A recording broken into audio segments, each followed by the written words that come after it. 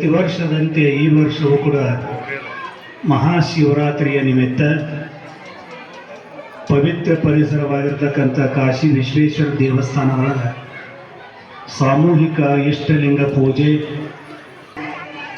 ಹಿರಿಯರು, ಈ ಊರಿನ ಈ ಗ್ರಾಮದ ಹಿರಿಯ ಚೈತನ್ಯ ಮೂರ್ತಿಯಾಗಿರ್ತಕ್ಕಂಥ ಪರಮ ಪೂಜ್ಯ ಸದ್ಗುರು ಪಾಂಡುರಂಗ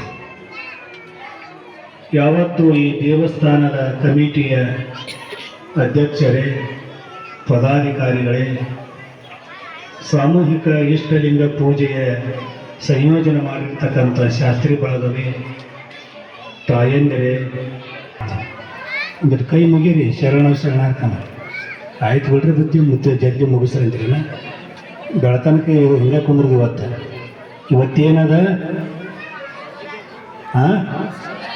ಶಿವರಾತ್ರಿ ಅಲ್ಲಿ ಯಾವಾಗ ಟೈಮ್ ಆಗೈತೋ ಯಾವಾಗ ಹೋಗಿನ ಬಗರ್ಬಾನ ಸಾಬುದಾನಿ ಆದ್ರೆ ವೈಶಿಷ್ಟ್ಯಪೂರ್ಣವಾಗಿರ್ತಕ್ಕಂಥ ನಮ್ಮೆಲ್ಲ ಕ್ರಮ ಪ್ರಸಾದ ದರ್ಶನ ಅಷ್ಟೇ ಅಲ್ಲ, ಜನರಿಗೆ ಅತ್ಯಂತ ಅವಶ್ಯಕತೆಯಾಗಿರ್ತಕ್ಕಂಥ ಸಾಮೂಹಿಕ ಇಷ್ಟಲಿಂಗ ಪೂಜೆ. ಎಷ್ಟು ಮಂದಿ ಕೊಳ್ಳ ಲಿಂಗದ ಕ್ರಿಯತೆ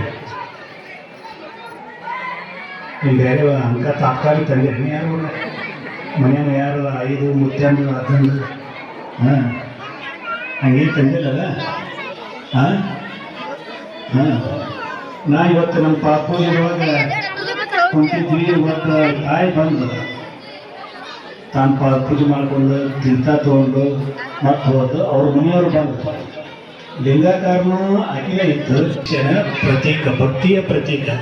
ಇಷ್ಟಲಿಂಗ ಧಾರಣೆ ಯಾರು ಧರಿಸ್ತಾರ ಅವ್ರಿಗೆ ಜೀವನದೊಳಗೆ ಯಾವುದೋ ಕಷ್ಟ ಬರೋದಿಲ್ಲ. ನಾ ಆತ್ಮ ಸಾಕ್ಷಿಯಾಗಿ ಹೇಳ್ತೀನಿ, ಕಾಶಿಲಿಂಗನ ಸಾಕ್ಷಿಯಾಗಿ ನಾನು ಹೇಳ್ತೀನಿ. ಯಾಕೆ ಲಿಂಗ ಪೂಜೆ ಮಾಡಬೇಕು, ಯಾಕೆ ಇಷ್ಟಲಿಂಗ ಪೂಜೆ ಮಾಡಬೇಕು, ಯಾಕೆ ದೇವರನ್ನು ಮರೆ ಹೋಗಬೇಕಂದ್ರೆ ನಮ್ಮ ಜೀವನದ ಬದುಕಿನೊಳಗೆ ಅನೇಕ ಕಷ್ಟಗಳು, ಅನೇಕ ಸಂಕಷ್ಟಗಳು ಬರ್ತಾ ಇವೆ. ಆ ಸಂಕಷ್ಟಗಳನ್ನು, ಕಷ್ಟಗಳನ್ನು ಹೋಗಲಾಡಿಸುವಂಥ ಏಕೈಕ ಶಕ್ತಿ ಆ ಲಿಂಗದೊಳಗೆ, ಇಷ್ಟಲಿಂಗದೊಳಗೆ.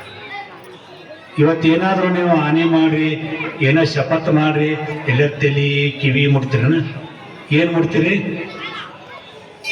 ಎದೆ ಮುಡ್ತೀರಿ. ಎದೆ ಮೇಲೆ ಏನದ? ಇಷ್ಟಲಿಂಗದ. ಮತ್ತೇನದ? ಗಂಡನ ಮಾಂಗಲ್ಯ ಚೈನ್ ಅದ.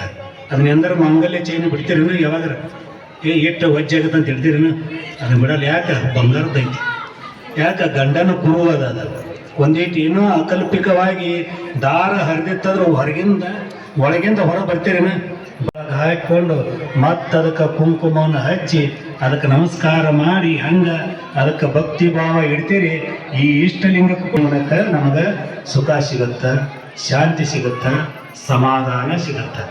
ಆ ನಿಟ್ಟಿನೊಳಗೆ ನಮ್ಮೆಲ್ಲ ಇಲ್ಲಿ ಗೌಡ್ರದರ, ನಮ್ಮಲ್ಲೂ ಗೌಡ್ರದರ, ಎಲ್ಲರೂ ಅದ. ಗೌಡ ವೀರಸ್ವಾಮಿ ಬಸ್ಸು ಫೋನ್ ಮೇಲೆ ಫೋನ್ ಮಾಡಕ್ಕಿರ್ತಾರೆ.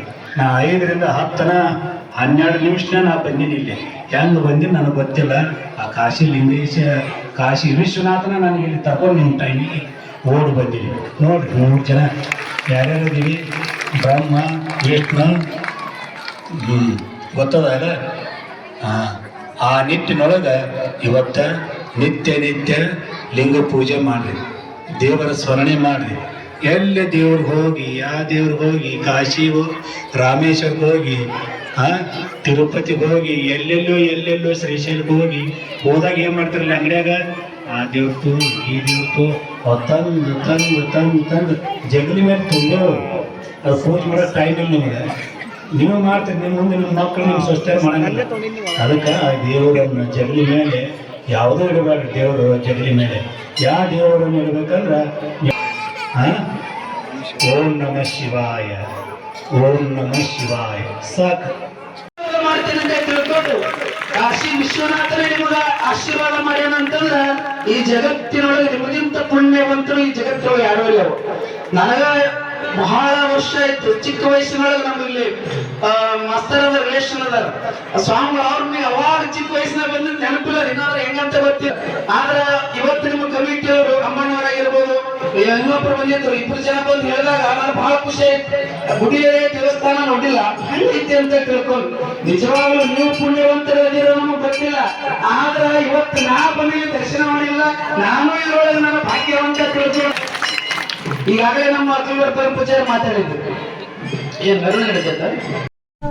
ವೀಕ್ಷಕರೇ, ಈ ವಿಡಿಯೋ ನಿಮಗೆ ಇಷ್ಟ ಆಗಿದ್ರೆ ಈ ಕೂಡಲೇ ಸಬ್ಸ್ಕ್ರೈಬ್, ಕಮೆಂಟ್, ಲೈಕ್ ಮಾಡಿ ಹೊಸ ವಿಡಿಯೋಗಳನ್ನು ಮಾಡಲು ಬೆಂಬಲವನ್ನು ನೀಡಿ.